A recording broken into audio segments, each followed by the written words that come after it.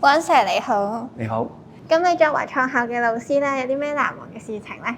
對於我嚟講咧，我覺得創校最難忘咧係嗰種我簡稱叫兄弟情、兄弟姊妹情啦嚇。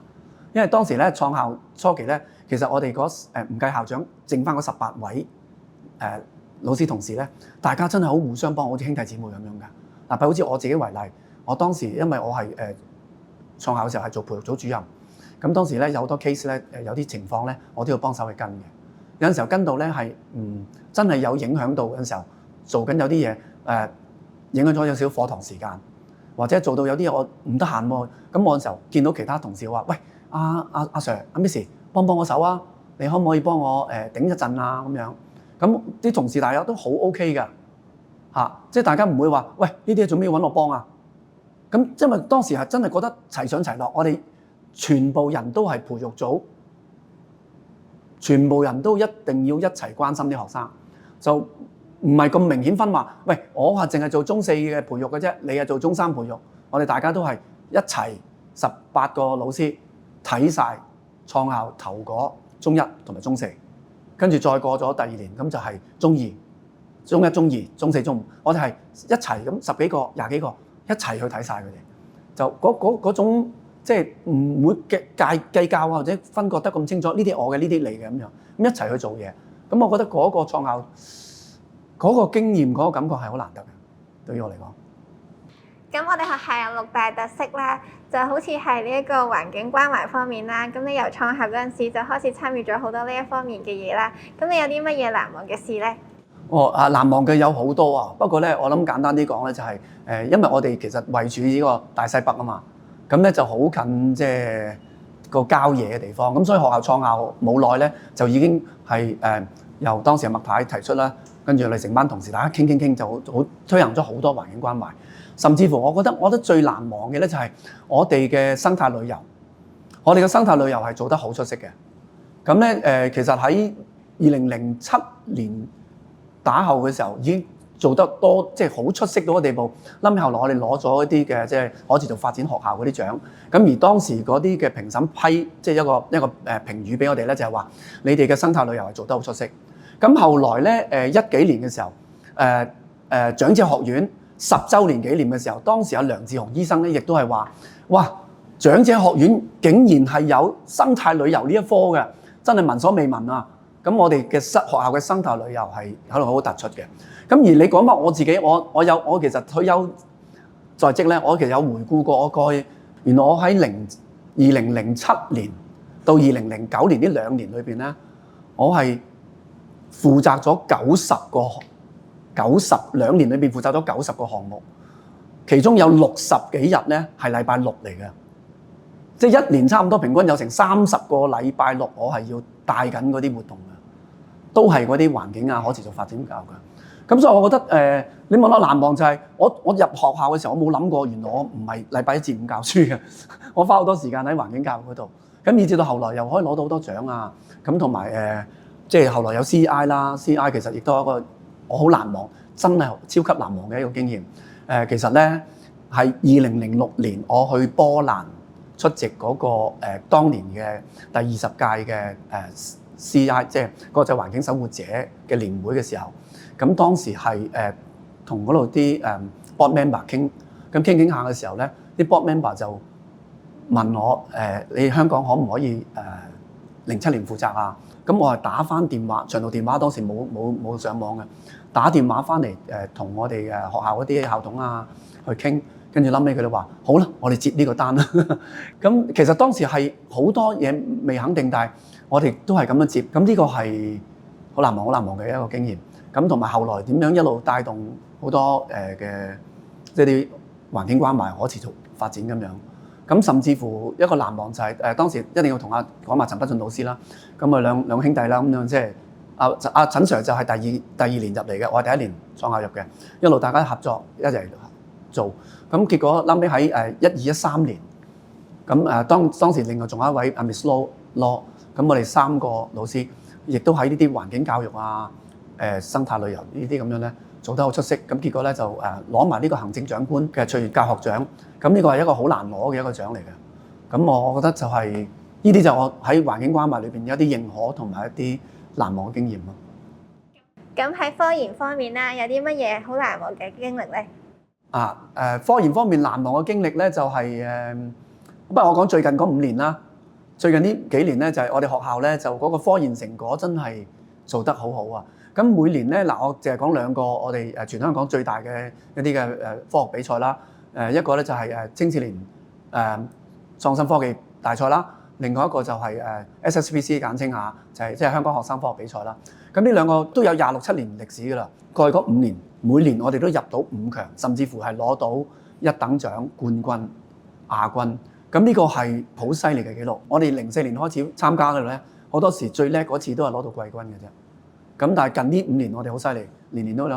咁而難忘嘅唔係攞獎難忘啊，獎都難忘，但係更加難忘嘅係乜咧？係特別係我自己，我係覺得我又係陪伴啲學生，因為我正話都提過，我係教練嚟嘅。我基本上喺呢幾年嘅日子裏邊咧，我絕大部分時間就係我朝頭早7點半小息 lunch 放學我都步喺度，因為我唔會幫學生做嘅，我係打開個 lab 門，你入嚟做，我就會俾你做。全個 lab 乜嘢都用得，只有一件儀器佢哋唔用得，嗰件儀器連我都唔用得，唔用得之外，其他乜都俾佢用。你哋肯做，你哋諗到咩橋，我就俾你做。而有個難忘就係咧，係好笑嘅，就係我哋唔係拔尖嘅，我會一定有啲尖好叻嘅同學，但係咧亦都試過好多時咧，啲同學佢唔係成績最，即係科學成績唔係最叻，但係佢有心。咁我話得，你有心你入嚟一齊，因為原來有真係有一個例子，佢讀書唔係最叻，但係佢電腦叻。結果佢喺嗰個即係電腦整理啊、數據分析啊、PowerPoint 嗰啲咧，佢做得好好，明唔明我意思啊？咁所以我覺得呢啲都係我超乎我想象嘅嚇。咁甚至乎最撚尾，我哋啲同學係可以去到全國賽攞1等獎，去國際賽亦都攞到好多金獎、銀獎。咁呢啲都係我覺得係難忘嘅地方。咁你對於啱啱入嚟嘅教育界嘅新老師啦，咁有啲咩建議俾佢哋咧？我嘅建議就係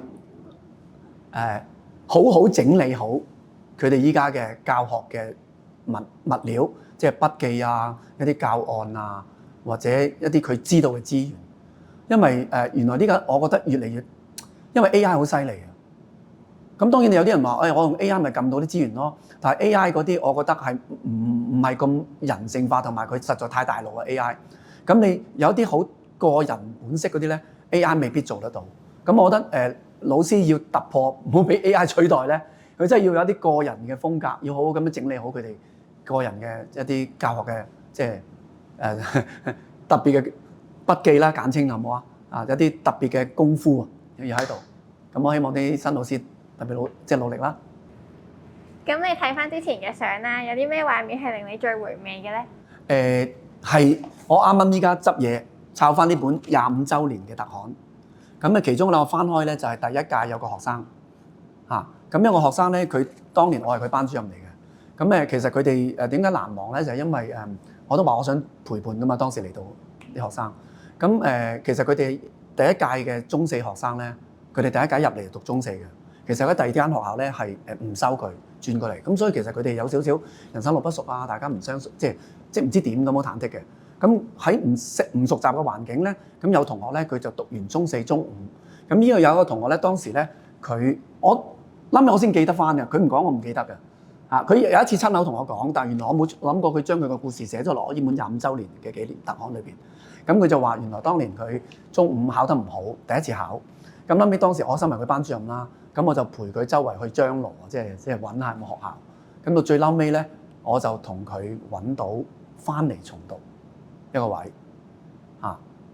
佢應該喺呢間學校重讀嘅，如果我冇記錯。咁後尾佢係重讀，咁重讀組咧，咁後尾佢後來都係做翻教育界嘅。佢係好似喺 IT 嗰度，喺一啲學校做嗰啲 IT tech 咁樣嘅。啊，咁我覺得我冇諗過。我咁樣去幫一個學生，原來過咗咁多年，佢會好記得我，甚至乎我撞過佢嘅親口，即係多謝過我一次。咁冇諗過佢就多謝到直頭話唔得，我要即係佢直頭要喺個雜誌上面咧係特別都即寫翻呢件事出嚟。咁我覺得原來人生真係好複雜好得意嘅有陣時候做咗啲嘢，你唔知道搞幾時，原來有人會感謝你。咁呢個我覺得開心嘅地方，難忘嘅地方咁對於學校30週年啦，你有啲咩感言呢？其實我係覺得有少少可惜嘅，因為我唔能夠做足30年，攞呢個唔知有冇30年金牌咧。講笑啫呢個，但係我心裏邊係覺得，即係人生有陣時候齊齊整整會好啲。咁我覺得都冇辦法啦。咁希望醫中中可以繼續，無論喺即係學生喺學術上面公開試又好，即係或者啲非常規課程裏邊有更好嘅表現。啲老師能夠喺呢個學校裏邊唔單止係做老師，仲係做一個上學社群嘅一員，教學相長。好似我自己真心話，其實我唔識，真係唔識 DNA 嗰啲嘢㗎。其實我大學主要係讀生態嘅環境嗰啲嘢嘅，但我嚟到呢度，原來個社會變咗啦，要做好多 DNA PCR 做分子生物嘅工程嗰啲嘢。咁我咪喺度學咯，我都係咁樣學。咁我希望即係依間學校學生最應該係首先第一關注要做好，老師都要有進步，學到更多嘅嘢。咁大家一齊努力啦！多謝阿 Sir 今次接受我哋嘅採訪。